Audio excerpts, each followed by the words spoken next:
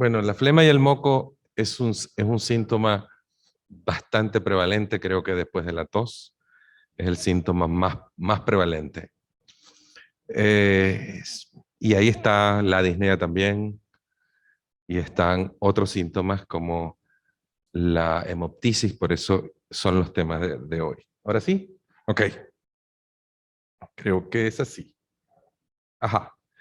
Bueno, en esta tarde el reto es hablar de fisiología del moco. Yo también fui profesor de semiología como María Alejandra, y en pregrado, y de la fisiología hay que hablar, de la formación y la eliminación normal de la mucosidad, de la formación del moco patológico, de la falla en la eliminación de esa mucosidad, la que va a producir los síntomas y trastornos de la función pulmonar, y vamos a hablar un poco del tratamiento de la disfunción de la mucosidad. Bueno, estos son algunos conflictos de intereses que debo mencionar, y bueno, para adelante. Sin duda, los pulmones tienen un papel importante en resistir todo lo que aspiramos día a día por tantos años de vida. ¡Wow! Vaya a ver qué cantidad de cosas nos metemos en los pulmones. Entonces, sin duda que los pulmones entonces tienen una herramienta que permite protegerlos. Y esa resistencia está proporcionada por una de las cosas principales, es por la mucosidad de las vías respiratorias. Y esa mucosidad está dada por un gel extracelular en el que el agua y algo que se llama mucinas, que son proteínas glicosiladas, están ahí como sus componentes principales. La mucosidad entonces se encarga de atrapar toxinas inhaladas y las transporta dentro de los bronquios hacia las vías superiores, y luego con el latido ciliar y con la tos que mencionó ahorita María Alejandra es expulsada esa flema. Pero el moco de las vías aéreas tiene cualquier cantidad de funciones que a veces las pasamos por alto y que tenemos que recordarlas. Estas funciones van desde la propia barrera, el atrapar organismos y partículas, el ser un vehículo para evitar que los irritantes dañen nuestras vías respiratorias, humidificar, aislamiento, tienen una capacidad de buffer del pH importante, lubrican, neutralizan toxinas y gases, y en fin, tienen una gran cantidad de funciones. Entonces, wow, la flema es una de las herramientas importantes por las que nos ayuda a proteger. En las vías respiratorias grandes, en el epitelio pseudoestratificado cilíndrico, acuérdense de histología, hay una capa de gel mucoso que puede tener un grosor de aproximadamente 50 micras, y que hay presencia de células y glándulas secretoras epiteliales y submucosas productoras de mucina encargadas de proteger el pulmón y de protegerlos en general. Pero en las vías aéreas pequeñitas, en las vías aéreas pequeñas, en los bronquiolos distales, donde solo encontramos epitelio cuboidal, ahí no se produce mucina. Es la permeabilidad del propio surfactante el que está ahí presente en esas vías aéreas. Ya en las vías respiratorias pequeñas, pero un poco más alejados del alvéolo, encontramos ya un epitelio secretor cilíndrico, o llamadas células claras también, que produce una fina capa de gel mucoso que tiene realmente poca mucina. Y es la mucina la encargada de proteger, de ayudar al moco propiamente dicho.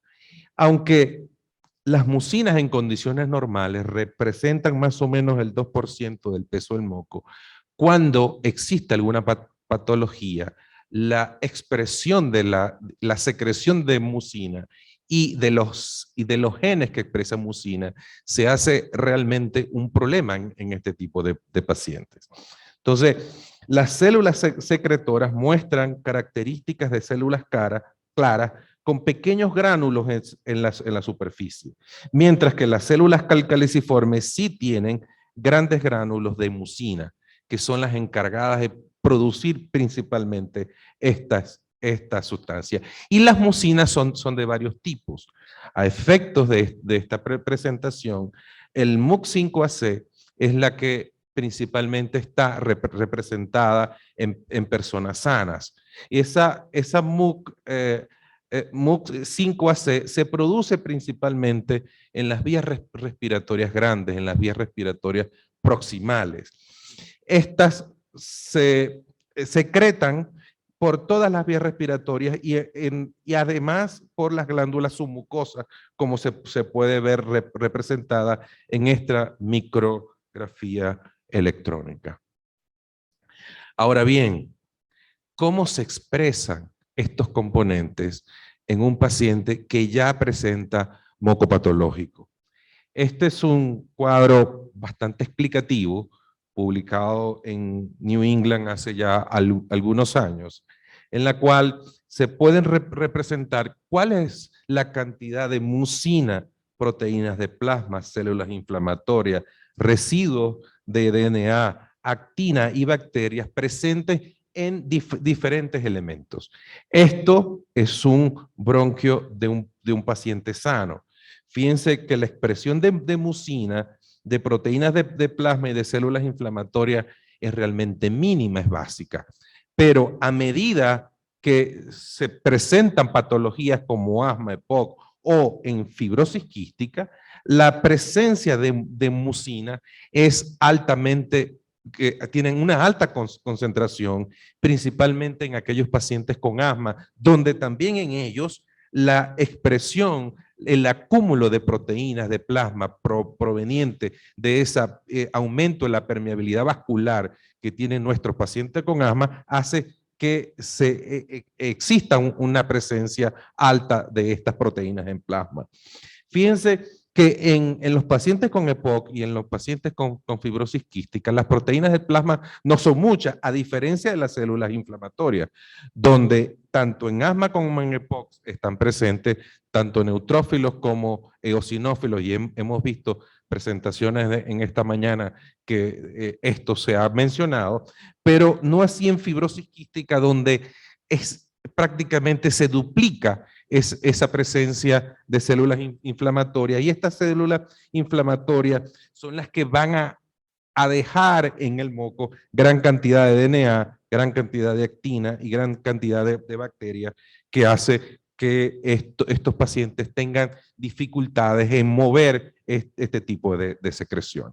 Entonces, esto es un moco normal, con presencia de mucina, pero en un moco patológico, donde encontramos mucina, células, neutrófilos, residuos de DNA y actina, el moco se hace muy espeso. Es un medio de cultivo importante para el crecimiento bacteriano, y es difícil que estos pacientes puedan expectorar unas secreciones bastante complicadas. Pero también hay una gran cantidad de sustancias que están presentes que se producen una hipersecreción de diversos componentes inflamatorios, se produce hiperplasia de células claras y se produce síntesis de mucina y mayor expresión de genes de mucina, lo que complica a este paciente. Entonces, ahí parece que están dirigidas las investigaciones futuras en el manejo de este tipo de pacientes. Entonces, muchas enfermedades respiratorias agudas y crónicas están asociadas con la retención de secreciones de las vías respiratorias, y ellas son principalmente a tres elementos: al aumento de la producción del moco, al deterioro mucociliar y a muchos pacientes que ya debilitados tienen una tos débil que impide que esa secreción salga. A efectos de esta presentación, se consideró la expectoración de esputo con la misma duración que la definición estándar de tos crónica, como había mencionado María Alejandra, es decir, aproximadamente 8 semanas. Entonces, abordaremos algunos aspectos de la expectoración de más de 8 semanas de duración, como aquella expectoración o presencia de moco patológico.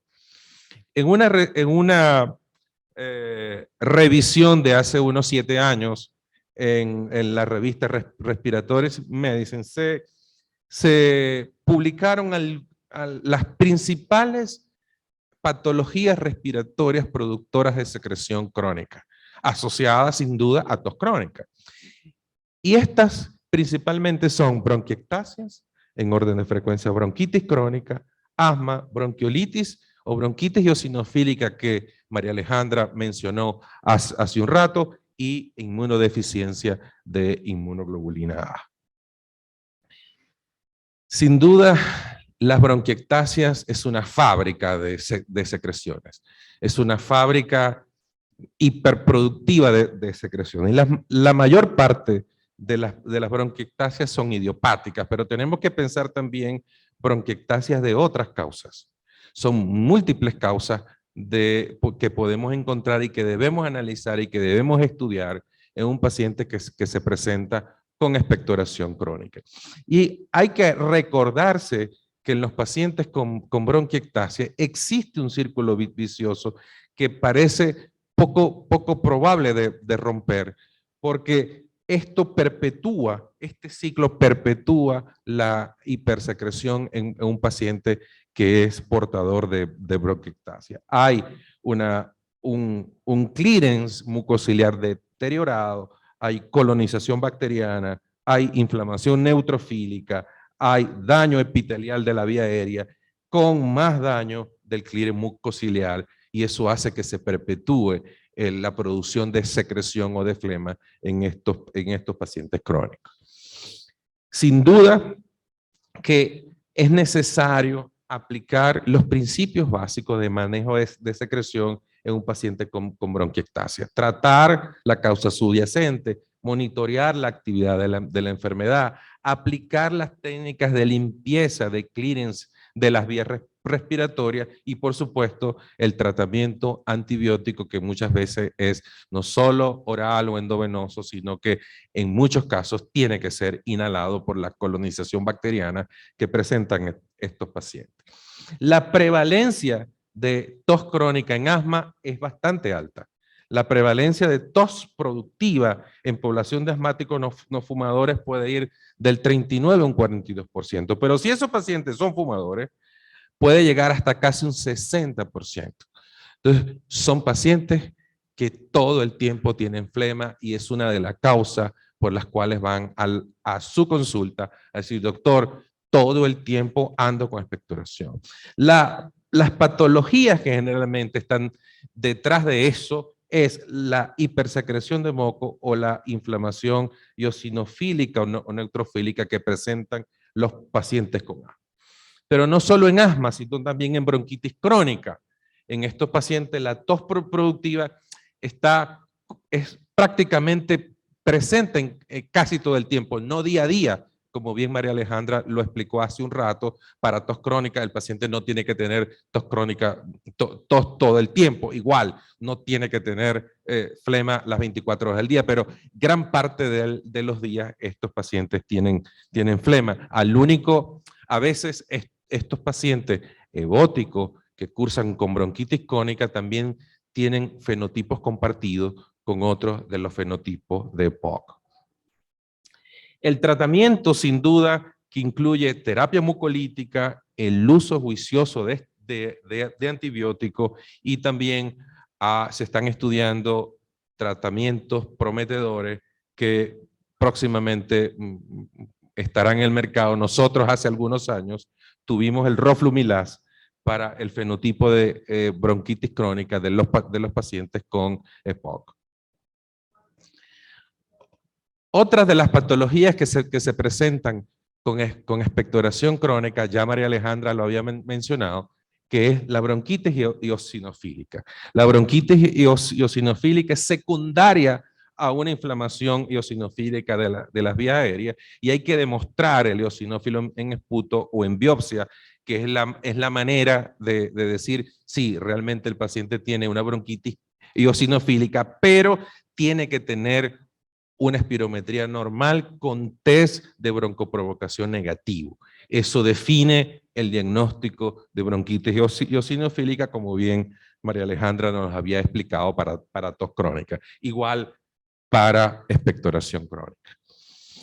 Otra de las manifestaciones de las patologías que se pueden presentar con expectoración de más de 8 semanas son las inmunodeficiencias. Muy pocas veces pensamos en las inmunodeficiencias.